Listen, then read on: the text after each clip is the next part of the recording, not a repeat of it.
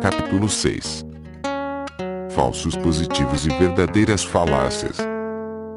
Nos anos 1970, um professor de psicologia de Harvard tinha um estranho aluno de meia-idade em sua classe.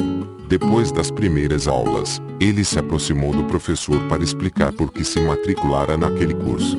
Em minha experiência de ensino, embora eu tenha tido alguns alunos educados que se aproximaram para explicar por que estavam largando o meu curso, nunca vi alunos com necessidade de explicar por que se matricularam. Por isso me sinto à vontade para presumir que, se questionados, eles responderiam, porque somos fascinados pela disciplina, e o senhor é um ótimo professor. Mas o estudante em questão tinha outros motivos. Ele disse que precisava de ajuda, porque coisas estranhas estavam acontecendo com ele. Sua mulher falava as palavras em que ele estava pensando logo antes que ele pudesse dizê-las, e ela agora havia pedido o divórcio. Um colega fizera um comentário casual sobre cortes de pessoal, e 2 dias depois ele perdera o emprego. Com o tempo, afirmou, passara por dezenas de situações de má sorte, que considerava serem coincidências perturbadoras. A princípio, ficou confuso com a situação. Depois, como a maioria de nós faria, forma um modelo mental para reconciliar os fatos com suas crenças sobre o comportamento do mundo. A teoria que engendrou, no entanto, era muito diferente do que ditaria o senso comum. Ele estava sendo usado como cobaia de um experimento científico complexo e secreto. Acreditava que o experimento era executado por um grande grupo de conspiradores, liderados pelo famoso psicólogo Skinner. Também acreditava que, quando o experimento estivesse concluído, ele ficaria famoso e talvez fosse eleito a um alto cargo público. Esse, afirmou, era o motivo pelo qual se matriculara. Queria aprender a testar sua hipótese tendo em vista a quantidade de indícios que já acumulara. Alguns meses após o término do curso, o aluno pediu para falar novamente com o professor. O experimento ainda estava em curso, contou, e ele estava agora processando seu velho empregador, que dizia ter um psiquiatra disposto a testemunhar que o estudante sofria de paranoia. Um dos delírios paranoicos citados pelo psiquiatra do ex-empregador foi o aluno ter inventado um pastor fictício do século XVIII. O psiquiatra ridicularizou particularmente a afirmação do estudante de que o pastor era um matemático amador que criara, nas horas vagas, uma bizarra teoria da probabilidade. O nome do pastor era Thomas Bayes, dizia o estudante. Segundo ele, a teoria de Bayes descrevia a forma de avaliar as probabilidades de ocorrência de um evento se algum outro evento também houvesse ocorrido. Qual é a probabilidade de que um aluno em particular seja usado como cobaia numa ampla conspiração secreta de psicólogos experimentais? Certamente não é muito grande. Mas e se a mulher do estudante houvesse lido seus pensamentos antes que ele conseguisse pronunciar as palavras e seus colegas houvessem previsto seu futuro profissional enquanto tomavam drinks numa conversa casual? Segundo o aluno, a teoria de Bayes mostrava que poderíamos alterar nossa estimativa inicial com base nas novas informações, e apresentou à corte uma parafernália de fórmulas e cálculos ligados à hipótese, concluindo que, com as informações adicionais, havia uma probabilidade de 999 por 1 milhão de que ele estivesse certo quanto à conspiração. O psiquiatra inimigo alegou que o pastor matemático e sua teoria eram frutos da imaginação esquizofrênica do aluno. O estudante pediu então ao professor que o ajudasse a refutar a declaração do psiquiatra. O professor concordou. Teve bons motivos para isso, pois Thomas Bayes, nascido em Londres em 1701, realmente foi um pastor na paróquia de Tunbridge Wells. Morreu em 1761 e foi enterrado em um parque londrino chamado Bunhill Fields, no mesmo sepulcro de seu pai, Joshua, também pastor. E realmente inventou uma teoria de probabilidade condicional para mostrar como a teoria da probabilidade poderia lidar não só com eventos independentes, mas também com eventos cujos resultados estão conectados. Por exemplo, a probabilidade de que uma pessoa escolhida aleatoriamente tenha problemas psiquiátricos e a probabilidade de que uma pessoa aleatória acredite que sua esposa consegue ler sua mente são muito baixas. Mas a probabilidade de que uma pessoa tenha problemas psiquiátricos se acreditar que a esposa consegue ler sua mente é muito mais alta, assim como a probabilidade de que uma pessoa acredite que a esposa consegue ler sua mente se tiver problemas psiquiátricos. Como se relacionam todas essas probabilidades? Essa pergunta é o tema da probabilidade condicional. O professor deu um depoimento explicando a existência de bias e de sua teoria, embora não apoiasse os cálculos específicos e dúbios que, segundo o estudante, provavam sua sanidade. A parte triste da história não é apenas a pessoa esquizofrênica de meia idade, como também a equipe médica e jurídica do outro lado. É uma pena que algumas pessoas sofram de esquizofrenia. O lamentável é que, embora certos medicamentos possam auxiliar no controle da doença, não podem deter a ignorância. E a ignorância em relação às ideias de Thomas Bayes, como veremos, se encontra no cerne de muitos erros graves nos diagnósticos médicos e nos processos judiciais. É uma ignorância raramente remediada durante os estudos de um médico ou advogado. Todos nós fazemos julgamentos bayesianos. Um filme nos conta a história de um advogado que tem excelente emprego, uma mulher encantadora e uma família maravilhosa. Ele ama a mulher e a filha, mas ainda sente que falta algo em sua vida. Certa noite, ao voltar de trem para casa, viu uma mulher bonita parada ante a janela de uma escola de dança, olhando para fora com uma expressão pensativa. Ele a vê novamente na noite seguinte, e na outra também.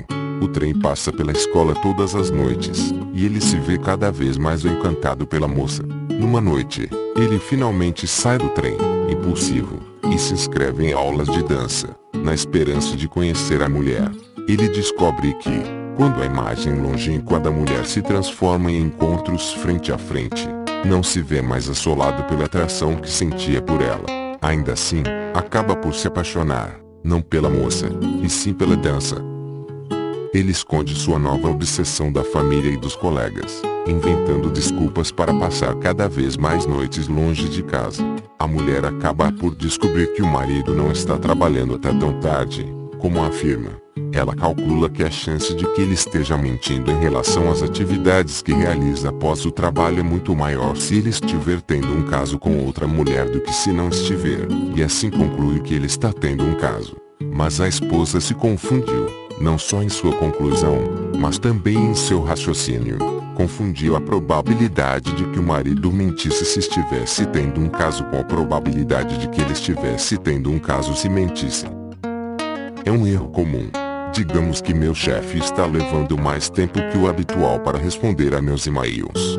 Muitas pessoas veriam isso como um sinal de que minha reputação na empresa está caindo. Porque se minha reputação estiver caindo, há uma grande chance de que meu chefe passe a demorar mais a responder meus e-mails.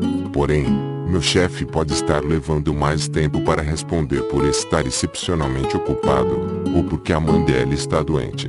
E assim, a chance de que minha reputação esteja caindo se ele estiver levando mais tempo para responder é muito mais baixa que a chance de que ele responda mais devagar se minha reputação estiver caindo. A força de muitas teorias conspiratórias depende da incompreensão dessa lógica. Ou seja, depende da confusão entre a probabilidade de que uma série de eventos ocorra se forem o produto de uma grande conspiração e a probabilidade de que exista uma grande conspiração se ocorrer uma série de eventos. A teoria de Bayes trata essencialmente do que ocorre com a probabilidade de ocorrência de um evento se outros eventos ocorrerem, ou dado que ocorram. Para entender detalhadamente como isso funciona, vamos voltar nossa atenção a outro problema, relacionado ao das duas filhas, que encontramos no capítulo 3. Suponhamos que um primo distante tem dois filhos. Lembre-se de que, no problema das duas filhas, sabemos que um dos bebês, ou ambos, é menina. E estamos tentando lembrar qual das duas opções é válida, uma filha ou duas. Numa família com duas crianças, qual é a probabilidade de que, se uma delas for menina, ambas sejam meninas? No capítulo 3, não discutimos a questão nesses termos, mas o se faz com que esse seja um problema de probabilidade condicional. Se a conjunção condicional não estivesse presente, a probabilidade de que ambos os bebês fossem meninas seria de 1/4, com as seguintes ordens possíveis de nascimento: menino, menino, menino, menina, menina, menino, menina, menina. Porém, dada a informação adicional de que a família tem uma menina, a probabilidade passa a ser de 1/3. Isso ocorre porque se um dos bebês for menina, só restam 3 situações possíveis para a família: menino, menina, menina, menino, menina, menina. E exatamente uma das 3 opções corresponde ao resultado de que ambas são meninas. Esse é provavelmente o modo mais simples de enxergarmos as ideias de Bayes. É só uma questão de contagem. Em primeiro lugar, anotamos o espaço amostral, ou seja, uma lista com todas as possibilidades, juntamente com suas probabilidades individuais, se não forem todas iguais. Essa é realmente uma boa ideia ao analisarmos qualquer questão confusa ligada à probabilidade. A seguir, riscamos as probabilidades eliminadas pela condição, neste caso, ao menos uma menina. O que resta são as possibilidades restantes e suas probabilidades relativas. Tudo isso pode parecer óbvio. Você poderia pensar, presunçoso, que desvendou o problema sem precisar da ajuda do nosso querido reverendo Bayes, jurando na próxima vez levar consigo um outro livro para a banheira. Portanto, antes de seguirmos em frente, vamos tentar uma pequena variação do problema das 2 filhas, cuja resolução pode ser um pouco mais chocante. A variante é a seguinte: numa família com 2 crianças, qual é a probabilidade, se uma delas for uma menina chamada Flórida, de que ambas sejam meninas? Sim, eu disse uma menina chamada Flórida. O nome pode parecer aleatório, mas não é, pois além de ser o nome de um estado americano famoso por imigrantes cubanos, plantações de laranjas e idosos que trocaram suas amplas casas ao norte pela alegria das palmeiras e das sessões de bingo, trata-se de um nome real. De fato, nos primeiros 30 anos do século passado, esteve entre os 1000 nomes femininos mais comuns nos Estados Unidos. Eu escolhi cuidadosamente, pois parte do enigma é a pergunta: o que há no nome Flórida, se é que há alguma coisa capaz de afetar a probabilidade? Porém, estou avançando com muita pressa. Antes de continuarmos, por favor considere a seguinte pergunta. No problema da menina chamada Flórida, a probabilidade de que a família tenha 2 meninas ainda é de 1/3, como no problema das 2 filhas. Vou mostrar em breve que a resposta a essa pergunta é negativa. O fato de que uma das meninas se chame Flórida altera a probabilidade para metade. Não se preocupe se isso for algo difícil de imaginar. A chave para compreender a aleatoriedade toda a matemática não é ser capaz de intuir imediatamente a resposta para qualquer problema, e sim possuir as ferramentas para encontrar a solução. Os que duvidaram da existência de Bayes estavam certos sobre uma coisa: ele jamais publicou um único artigo científico. Sabemos pouco de sua vida, mas ele provavelmente realizou seu trabalho para satisfação própria, não sentindo muita necessidade de publicá-lo. Nesse aspecto, e em outros, Bayes era o oposto de Jacob Bernoulli. Bernoulli resistiu ao estudo da teologia, enquanto Bayes se dedicou a ele. E Bernoulli buscou a fama, enquanto Bayes não estava interessado nela. Por fim, o teorema de Bernoulli trata de quantas caras devemos esperar se, digamos, planejarmos jogar muitas vezes uma moeda não viciada, enquanto Bayes investigou o objetivo original de Bernoulli, que era determinar quanta certeza podemos ter de que uma moeda não é viciada após observarmos um certo número de caras. A teoria pela qual Bayes é famoso hoje em dia veio à luz em 23 de dezembro de 1763, quando outro clérigo e matemático, Richard Price, leu um artigo para a Royal Society, a Academia Nacional Britânica de Ciências. O artigo, escrito por Bayes, era intitulado Um ensaio buscando resolver um problema na doutrina das probabilidades e foi publicado em 1764 na revista Philosophical Transactions, da Royal Society. Bayes, em seu testamento, deixara o artigo para Price, acompanhado de 100 libras. Referindo-se a Price como alguém que supõe ser um pastor de Newington Green, Bayes morreu 4 meses depois de escrever o testamento. Apesar da referência casual de Bayes, Richard Price não era apenas um outro pastor obscuro. Era um conhecido defensor da liberdade de religião. amigo de Benjamin Franklin, e for escolhido por Adam Smith para criticar um esboço de A Riqueza das Nações, além de ser um famoso matemático. Também tem o mérito de haver fundado as ciências atuariais, uma área que desenvolveu em 1765, quando 3 donos de uma companhia de seguros, a Equitable Society, pediram sua ajuda. 6 anos depois desse encontro, ele publicou seu trabalho num livro chamado Observações sobre Pagamentos Reversíveis. Embora o livro tenha sido a bíblia dos atuários até boa parte do século XIX, devido a uma carência de dados e de métodos estimativos, ele parece ter subestimado as expectativas de vida. Como resultado, os preços inflacionados dos seguros enriqueceram seus amigos da Equitable Society. O infeliz governo britânico, por outro lado, baseou os pagamentos de anuidades nas tabelas de Price, e perdeu bastante dinheiro quando os pensionistas não bateram as botas segundo a taxa prevista. Como já disse, Bayes desenvolveu a probabilidade condicional em uma tentativa de resolver o mesmo problema que inspirou Bernoulli. Como podemos inferir a probabilidade subjacente a partir da observação? Se o medicamento acabou de curar 45 dos 60 pacientes num estudo clínico, o que isso nos informa sobre a chance de que funcione no próximo paciente? Se funcionou para 600 mil dentre 1 milhão de pacientes, está bastante claro que sua chance de funcionar é próxima de 60%. Porém, que conclusões podemos tirar a partir de estudos menores? Bayes também levantou outra questão. Se, antes do estudo, tivermos motivos para acreditar que o medicamento só tem 50% de eficácia, quanto peso devemos dar aos novos dados em avaliações futuras? A maior parte das nossas experiências de vida são assim. Observamos uma amostra relativamente pequena de resultados, a partir da qual inferimos informações e fazemos julgamentos sobre as qualidades que geraram tais resultados. Como devemos fazer tais inferências? Bayes abordou o problema por meio de uma metáfora. Imagine que tenhamos uma mesa quadrada e 2 bolas. Fazemos rolar a primeira bola pela mesa de modo que ela tenha igual probabilidade de parar em qualquer ponto. Nossa tarefa é determinar, sem olhar, em que ponto do eixo direita-esquerda a bola parou. Nossa ferramenta é a segunda bola, que podemos jogar repetidamente pela mesa da mesma forma que a primeira. A cada jogada, um colaborador anota se a bola se deteve à direita ou à esquerda do lugar onde parou a primeira.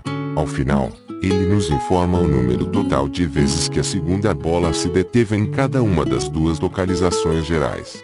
A primeira bola representa o desconhecido sobre o qual tentamos juntar informações, e a segunda representa os dados que conseguimos obter.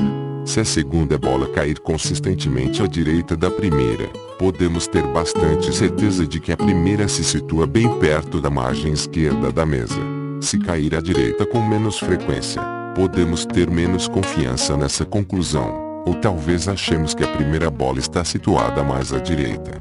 Bayes demonstrou de que maneira podemos determinar, com base nos dados fornecidos pela segunda bola, a probabilidade precisa de que a primeira bola esteja em qualquer ponto do eixo direita à esquerda, e demonstrou de que maneira, com base em dados adicionais, devemos rever nossa estimativa inicial. Na terminologia bayesiana, as estimativas iniciais são chamadas probabilidades a priori, e os novos palpites, probabilidades a posteriori. Bayes concebeu o jogo das 2 bolas porque ele representa muitas das decisões que tomamos na vida. No exemplo do medicamento, a posição da primeira bola representa a sua verdadeira efetividade, e as informações fornecidas pela segunda bola representam os dados obtidos nos estudos com pacientes. A posição da primeira bola também poderia representar a popularidade de um filme, a qualidade de um produto, a habilidade de um piloto, o esforço, a teimosia, o talento, a capacidade ou qualquer outra coisa que determine o sucesso ou fracasso de um certo empreendimento. Os dados obtidos com a segunda bola, portanto, representam nossas observações ou os dados que coletamos. A teoria de Bayes nos mostra como fazer avaliações e como ajustá-las quando deparados com novos dados. Hoje, a análise bayesiana é amplamente empregada na ciência e na indústria. Por exemplo, os modelos utilizados para determinar os preços de seguros de automóveis trazem uma função matemática que descreve, por unidade de tempo de uso do automóvel. A probabilidade individual de que uma pessoa tenha 0, 1 ou mais acidentes. Consideremos, para o nosso propósito, um modelo simplificado que coloca todas as pessoas em uma destas duas categorias: alto risco, que inclui motoristas com média de ao menos um acidente por ano, e baixo risco, com motoristas com menos de um acidente por ano, em média. Se, ao adquirir o seguro, uma pessoa tiver um histórico de direção no qual não se vê nenhum acidente nos últimos 20 anos, ou um histórico de 37 acidentes em 20 anos, a companhia de seguros saberá muito bem em que categoria incluir a pessoa. Porém, se for um novo motorista, deverá ser classificado como baixo risco. Um rapaz que obedece o limite de velocidade e evita beber quando sai com o carro, ou alto risco. Um rapaz que acelera pela Avenida Central, tomando grandes goles de uma garrafa meio vazia de cidra barata. Como a companhia não tem nenhum dado sobre a pessoa, nenhuma ideia quanto à posição da primeira bola, talvez determine que a pessoa tem probabilidades a priori iguais de estar em qualquer grupo, ou então utilize o que já sabe sobre a população geral de novos motoristas, imaginando que a chance de que a pessoa se situe no grupo de alto risco seja de, digamos, 1/3. Nesse caso, a empresa consideraria a pessoa como um híbrido, 1/3 de alto risco, 2/3 de baixo risco, e lhe cobraria 1/3 do preço cobrado a motoristas de alto risco somado a 2/3 do preço cobrado aos de baixo risco. Mais adiante, após um ano de observações, ou seja, depois que uma das segundas bolas de base já tenha sido jogada, a empresa poderá utilizar os novos dados para reavaliar seu modelo, ajustando as proporções de 1/3 e 2/3 determinadas anteriormente e recalculando o valor a ser cobrado. Se a pessoa não sofrer nenhum acidente, sua proporção de baixo risco e baixo preço aumentará. Se sofrer 2 acidentes, diminuirá. O tamanho preciso do ajuste é dado pela teoria de Bayes. Da mesma maneira, a companhia de seguros pode ajustar periodicamente suas avaliações nos últimos anos, de modo a refletirem o fato de que a pessoa não sofreu acidentes, ou de que bateu 2 vezes ao dirigir na contramão, segurando um telefone celular na mão esquerda e uma rosquinha na direita. É por isso que as companhias de seguros podem dar descontos a bons motoristas. A ausência de acidentes eleva a probabilidade posterior de que um motorista pertença ao grupo de baixo risco. Obviamente, muitos dos detalhes da teoria de Bayes são bastante complexos. Porém, como mencionei ao analisar o problema das duas filhas, a chave de sua abordagem é usar quaisquer novas informações para podar o espaço amostral, ajustando as probabilidades de maneira correspondente. No problema das duas filhas, o espaço amostral é inicialmente formado por menino, menino, menino, menina, menina, menino e menina, menina, mas se reduz a menino, menina, menina, menino, menina, menina. Se soubermos que um dos bebês é menina, o que faz com que a probabilidade de que a família tenha 2 meninas se torne igual a 1/3. Vamos aplicar a mesma estratégia simples para ver o que ocorre depois de descobrirmos que uma das crianças é uma menina chamada Flórida. Nesse problema, a informação trata não apenas do sexo das crianças, mas também, no caso das meninas, do nome. Como nosso espaço amostral original deve ser uma lista de todas as possibilidades, neste caso trata-se de uma lista de gêneros e nomes. Denotemos menina chamada Flórida por menina F e menina não chamada Flórida por menina NF, e representemos o espaço amostral dessa maneira: menino, menino, menino, menina F, menino, menina NF, menina F, menino, menina NF, menino, menina NF, menina F, menina F, menina NF, menina NF, menina NF e menina F, menina F. Agora, vamos podar o espaço amostral. Como sabemos que uma das crianças é uma menina chamada Flórida, podemos reduzir o espaço amostral a menino, menina F, menina F, menino, menina NF, menina F, menina F, menina NF e menina F, menina F. Isso nos mostra outra diferença entre este problema e o das duas filhas. Aqui, Como não é igualmente provável que uma menina se chame ou não Flórida, nem todos os elementos do espaço amostral têm a mesma probabilidade. Em 1935, o último ano em que a Administração da Seguridade Social dos Estados Unidos apresentou estatísticas sobre esse nome, cerca de 1 em cada 30 mil meninas era batizada de Flórida. Como o nome tem sido cada vez menos utilizado, para avançar com a análise, digamos que atualmente a probabilidade de que uma menina se chame Flórida seja de 1 por 1 milhão. Isso significa que a informação de que uma certa menina não se chama Flórida não tem grande importância, mas a informação de que uma certa menina se chama Flórida, de certa maneira, é como ganhar na loteria. A chance de que as duas meninas se chamem Flórida, mesmo se ignorarmos o fato de que os pais normalmente evitam dar nomes iguais aos filhos, portanto, é tão pequena que podemos tranquilamente ignorar essa possibilidade. Isso nos deixa com apenas menino, menina F, menina F, menino, menina MF, menina F e menina F, menina MF, que tem probabilidades extremamente próximas.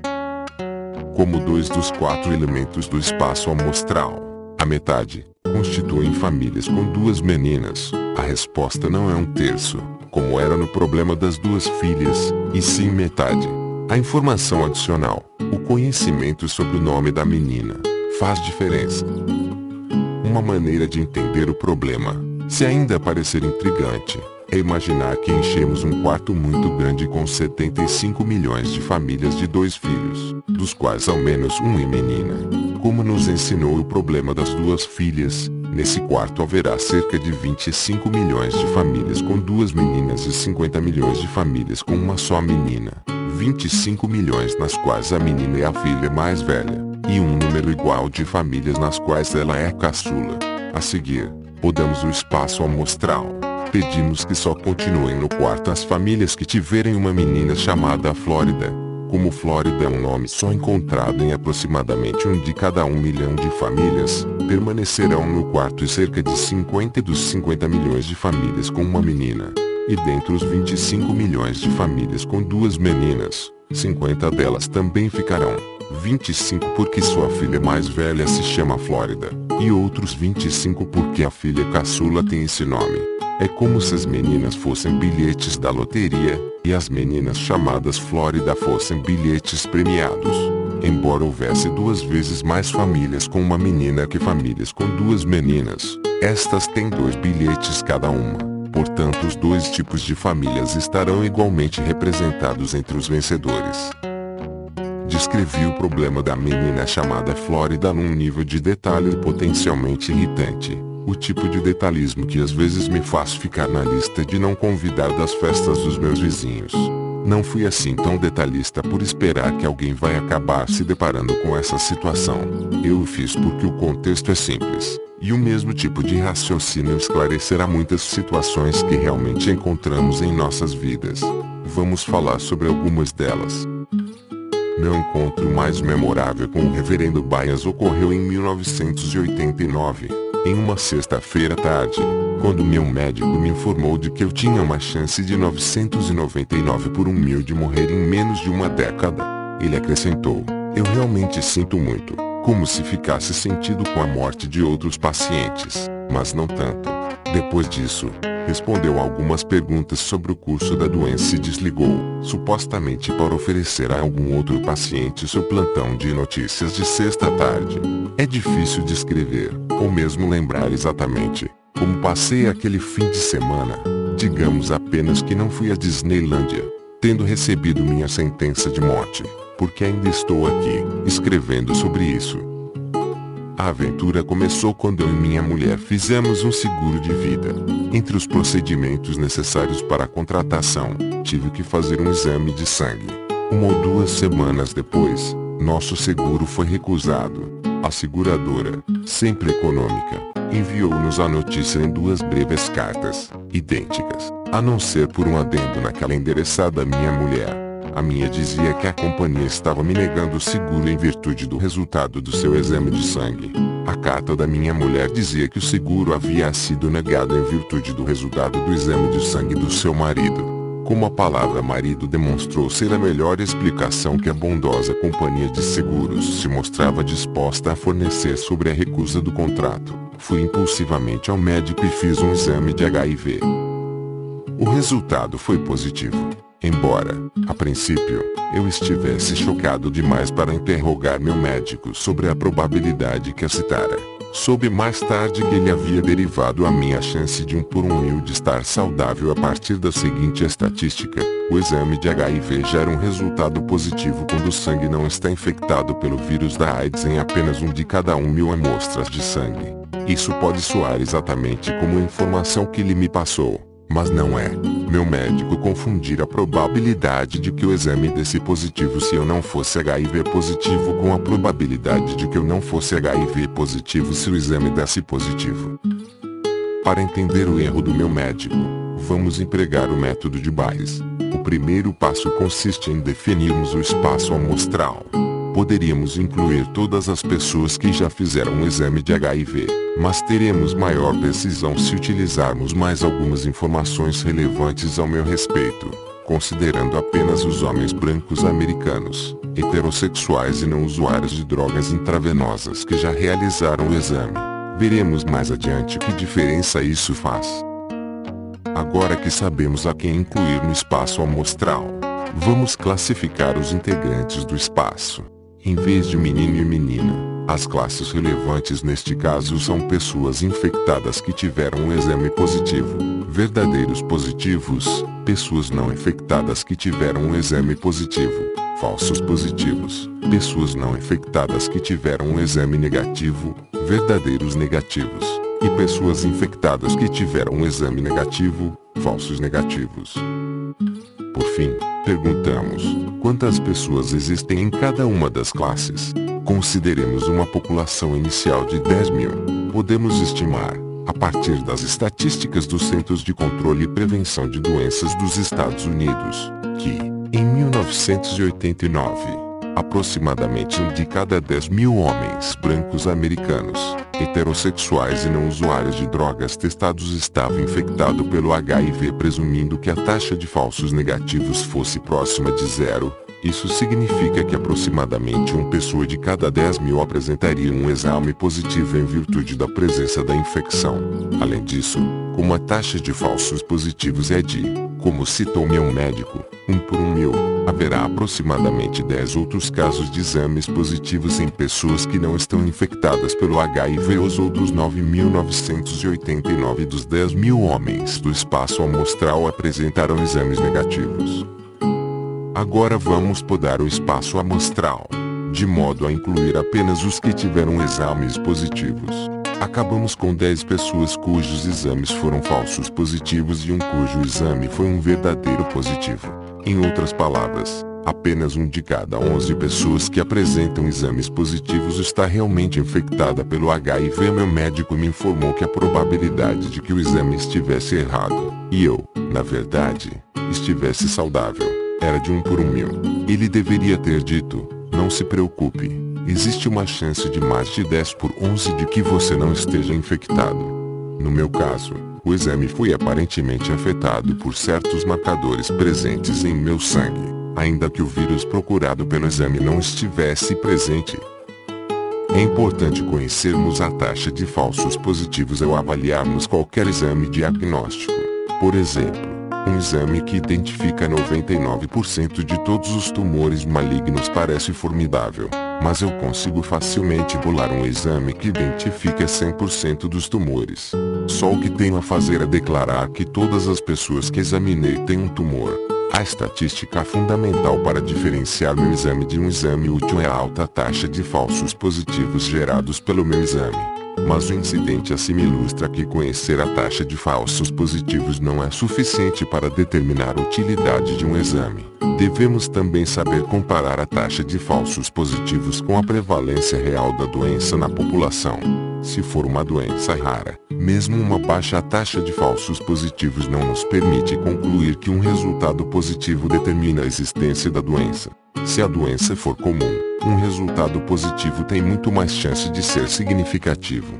Para entender de que modo a prevalência real afeta as implicações de um exame positivo, Suponhamos agora que eu fosse homossexual e tivesse um exame negativo.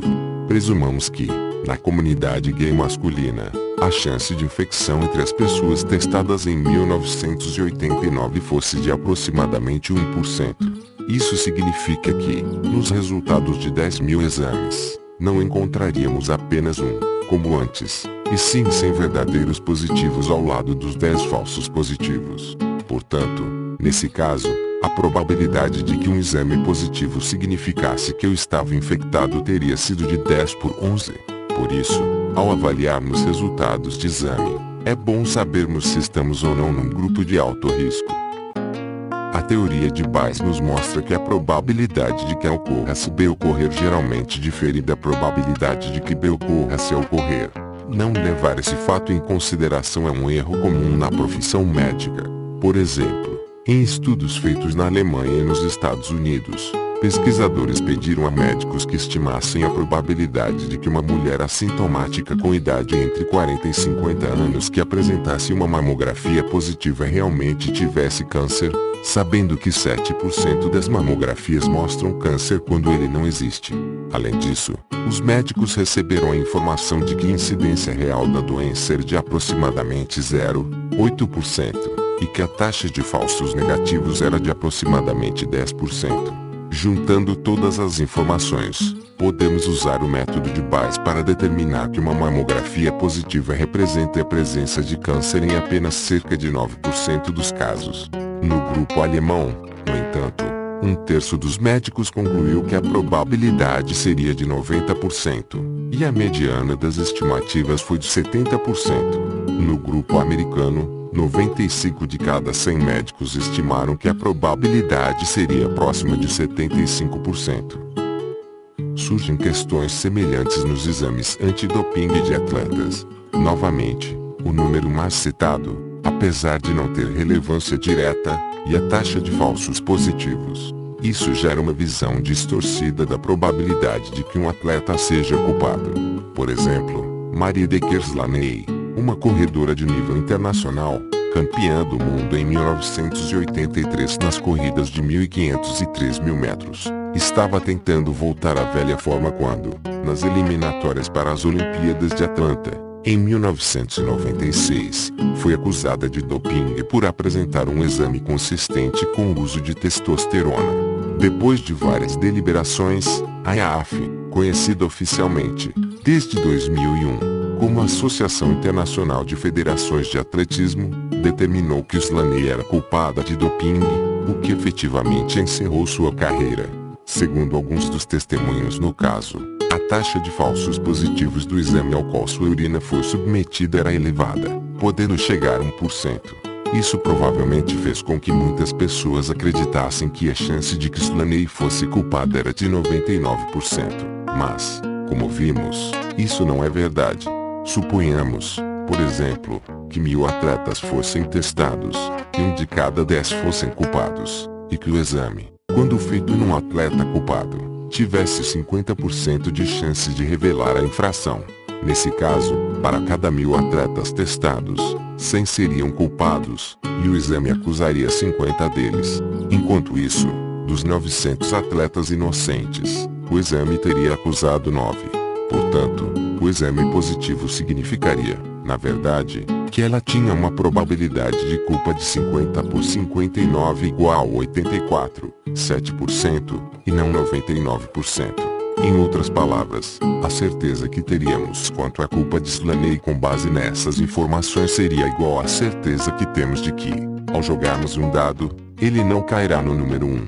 Isso certamente deixa espaço para dúvidas e, o que é mais importante, indica que se fizermos exames em massa, 90.000 atletas examinados anualmente, e conduzirmos julgamentos com base nesse procedimento, acabaremos por condenar um grande número de pessoas inocentes. Nos círculos jurídicos americanos, o erro da inversão costuma ser chamado de falácia da acusação, porque os advogados de acusação frequentemente utilizam esse tipo de argumento falacioso para levar o júri a condenar suspeitos com base em provas frágeis. Consideremos, por exemplo, o caso de Sally Clark, na Grã-Bretanha. O primeiro filho de Clark morreu com 11 semanas de idade. A causa da morte foi declarada como Síndrome da Morte Súbita Infantil, ou SMSI, um diagnóstico feito quando um bebê morre inesperadamente e a autópsia não revela nenhuma causa de morte. Clark ficou grávida novamente, e o novo bebê morreu às 8 semanas de vida, novamente por SMSI. Quando isso aconteceu, a mãe foi presa e acusada de sufocar seus 2 filhos. Durante o julgamento, a acusação apresentou um pediatra especialista, Roy Meadow, para testemunhar que, com base na raridade das SMSI, a probabilidade de que essa houvesse sido a causa da morte das 2 crianças era de 1 por 73 milhões. A acusação não apresentou nenhuma outra prova substancial contra ela. Isso deveria ser suficiente para condená-la. O júri achou que sim e, em novembro de 1999, a senhora Clark foi mandada para a prisão. Se Meadow estimara que a probabilidade de que uma criança morresse de SMSI era de 1 por 8.543, ele chegou à cifra de 1 por 73 milhões multiplicando esse fator por si mesmo, uma vez para cada bebê. No entanto, esse cálculo presume que as mortes sejam independentes, isto é, que não haja nenhum efeito ambiental ou genético envolvido, de modo a aumentar o risco do segundo bebê uma vez que seu irmão mais velho tenha morrido de SMSI. Na verdade, em um editorial publicado no British Medical Journal algumas semanas após o julgamento, estimou-se que a probabilidade de que 2 irmãos morressem de SMSI seria de 1 por 2, 75 milhões. Ainda era uma possibilidade remota. Para entendermos por que Sally Clark foi condenada injustamente é fundamental considerar novamente o erro da inversão. O que buscamos não é a probabilidade de que 2 crianças morram de SMSI, e sim a probabilidade de que as 2 crianças que morreram tenham morrido de SMSI. 2 anos após a condenação de Clark, a Royal Statistical Society entrou na briga lançando um comunicado de imprensa no qual declarava que a decisão do júri se baseara em um grave erro de lógica conhecido como a falácia da acusação. O júri precisa considerar 2 explicações concorrentes para as mortes dos bebês: SMSI ou assassinato. 2 mortes por SMSI ou 2 mortes por assassinato são ambas bastante improváveis, mas, neste caso, uma delas aparentemente aconteceu. O que importa é a probabilidade relativa das mortes, não só o quanto é improvável a explicação da morte por SMSI. Um matemático estimou posteriormente a probabilidade relativa de que uma família perdesse 2 bebês por SMSI ou por assassinato. Ele concluiu, com base nos dados disponíveis, que a chance de que 2 bebês morressem de SMSI era 9 vezes maior do que a de que houvessem sido assassinados. Os Clark recorreram da sentença e, na apelação, contrataram seus próprios estatísticos como testemunhas. A sentença foi mantida, mas eles continuaram a buscar explicações médicas para as mortes e, no processo, descobriram que o patologista que trabalhava para a acusação havia omitido a informação de que o segundo bebê tinha uma infecção bacteriana no momento da morte, uma infecção que poderia tê-la provocado. Com base nessa descoberta, um juiz revogou a sentença, e após quase 3 anos e meio, Sally Clark foi libertada da prisão. Alan Dershowitz, renomado advogado e professor da Faculdade de Direito de Harvard, também empregou com sucesso a falácia da acusação, para ajudar a defender Simpson em seu julgamento pelo assassinato da ex-mulher, Nicole Brown Simpson, e seu namorado. O julgamento de Simpson, antigo astro do futebol americano, foi um dos maiores acontecimentos na mídia entre 1994 e 1995. A polícia tinha uma enorme quantidade de provas contra ele. Encontraram em sua fazenda uma luva manchada de sangue que parecia corresponder ao sangue encontrado na cena do crime. Manchas de sangue que correspondiam ao de Nicole foram encontradas nas luvas de Simpson, em seu Ford Bronco branco, num par de meias e em seu quarto, na casa e na entrada da garagem. Além disso, o DNA retirado das manchas de sangue na cena do crime correspondia ao de Simpson. A defesa não teve muito a fazer, além de acusar o Departamento de Polícia de Los Angeles de racismo. Simpson é negro, e criticar a integridade da polícia e a autenticidade das provas. A acusação decidiu concentrar a abertura do caso na propensão de Simpson a se tornar violento com Nicole. Os advogados de acusação passaram os primeiros 10 dias do julgamento apresentando provas de que ele havia sido violento com ela, alegando que isso já era um bom motivo para acreditarmos que seria suspeito do homicídio. Em suas palavras, um tapa é um prelúdio de um homicídio. Os advogados de defesa usaram essa estratégia como base para suas acusações de falsidade, afirmando que a acusação havia passado 2 semanas tentando enganar o júri e que as provas de que Simpson havia batido em Nicole em ocasiões prévias não tinham nenhum significado.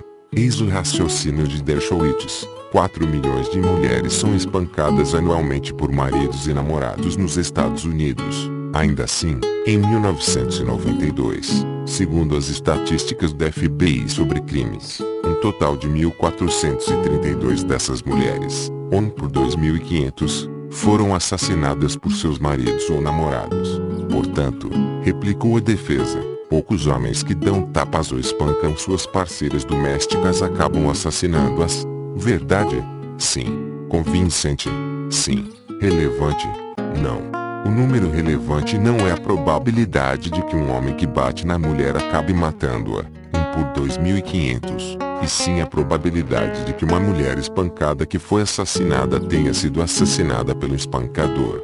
Segundo as mesmas estatísticas da FBI em 1993, a probabilidade que Dershowitz, ou a acusação, deveria haver relatado era esta: de todas as mulheres que apanhavam dos maridos e morreram nos Estados Unidos em 1993, cerca de 90% foram mortas pelo espancador. Essa estatística não foi mencionada no julgamento. À medida que se aproximava a hora do veredicto, o volume de ligações telefônicas de longa distância caiu pela metade. O volume de transações na Bolsa de Valores de Nova York caiu em 40% e cerca de 100 milhões de pessoas ligaram suas televisões e rádios para ouvir a sentença. Inocente. Dershowitz pode ter sentido que sua decisão de enganar o júri foi justificada, pois, em suas palavras, o juramento feito no fórum, dizer a verdade, toda a verdade e nada mais que a verdade, só se aplica às testemunhas. Advogados de defesa, de acusação e juízes não assumem esse compromisso. De fato, podemos dizer que uma das fundações sobre as quais se apoia o sistema de justiça americano é não dizer toda a verdade. Embora a probabilidade condicional tenha representado uma revolução nas ideias sobre aleatoriedade, Thomas Price não era nenhum revolucionário, e seu trabalho não recebeu grande atenção, apesar de ter sido publicado no renomado Philosophical Transactions, em 1764. Seria necessário outro homem, o cientista e matemático francês Pierre-Simon de Laplace, para chamar a atenção dos cientistas para as ideias de Bayes e alcançar o objetivo de revelar ao mundo a maneira pela qual poderíamos inferir as probabilidades subjacentes às situações do mundo real a partir dos resultados observados. Você deve lembrar que o Teorema Áureo de Bernoulli nos informa, antes de jogarmos uma moeda uma série de vezes, quanta certeza podemos ter de que observaremos algum resultado predefinido, se não for uma moeda viciada. Também deve lembrar que o teorema não nos informa, depois de jogarmos a moeda uma série de vezes, a probabilidade de que ela não seja viciada. Da mesma forma, se soubermos que a probabilidade de que uma pessoa de 85 anos viva até os 90 é de 50%, o Teorema Áureo nos diz a probabilidade de que a metade das pessoas de 85 anos num grupo de 1000 morra dentro dos próximos 5 anos. Mas se a metade das pessoas de um grupo morrer nos 5 anos após seu aniversário de 85 anos, o teorema não nos informa a probabilidade de que a chance subjacente de sobrevivência das pessoas desse grupo seja de 50%. Ou então, se a Ford souber que um de cada 100 automóveis tem um defeito na transmissão, o Teorema Áureo poderia informar a montadora da chance de que, numa leva de 1000 carros, 10 ou mais transmissões apresentem o defeito. Mas se a Ford encontrar 10 transmissões defeituosas numa amostra de 1000 carros, o teorema não informa ao produtor de automóveis a probabilidade de que o número médio de transmissões defeituosas seja de 1 por 100. Nesses casos, a segunda situação é mais útil na vida real. em situações que não envolvem apostas, geralmente não possuímos um conhecimento teórico sobre as probabilidades. Em vez disso, temos que estimá-las a partir de uma série de observações. Os cientistas também se encontram nessa posição, dado o valor de uma grandeza física. Geralmente não tentam descobrir a probabilidade de que uma medição gere aquele resultado. O que fazem é tratar de discernir o verdadeiro valor de uma grandeza física, dado o conjunto de medições. Ressaltei essa distinção em virtude de sua importância. Ela define a diferença fundamental entre a probabilidade e a estatística. A primeira trata de previsões baseadas em probabilidades fixas. A segunda, de como inferir essas probabilidades com base nos dados observados. Laplace se dedicou ao segundo conjunto de questões. Ele não conhecia a teoria de Bayes, portanto teve de reinventá-la. Seu modo de apresentar o problema era o seguinte: dado uma série de medições, qual é o melhor palpite que podemos dar sobre o verdadeiro valor da grandeza medida? E qual é a probabilidade de que esse palpite esteja próximo do valor real, por mais exigentes que sejamos em nossa definição de próximo? A análise de Laplace começou num artigo publicado em 1774, mas se estendeu por 4 décadas. Laplace, que era um homem brilhante e às vezes generoso, por vezes também se utilizava dos trabalhos de outros autores sem citar a fonte e se dedicava incansavelmente à autopromoção.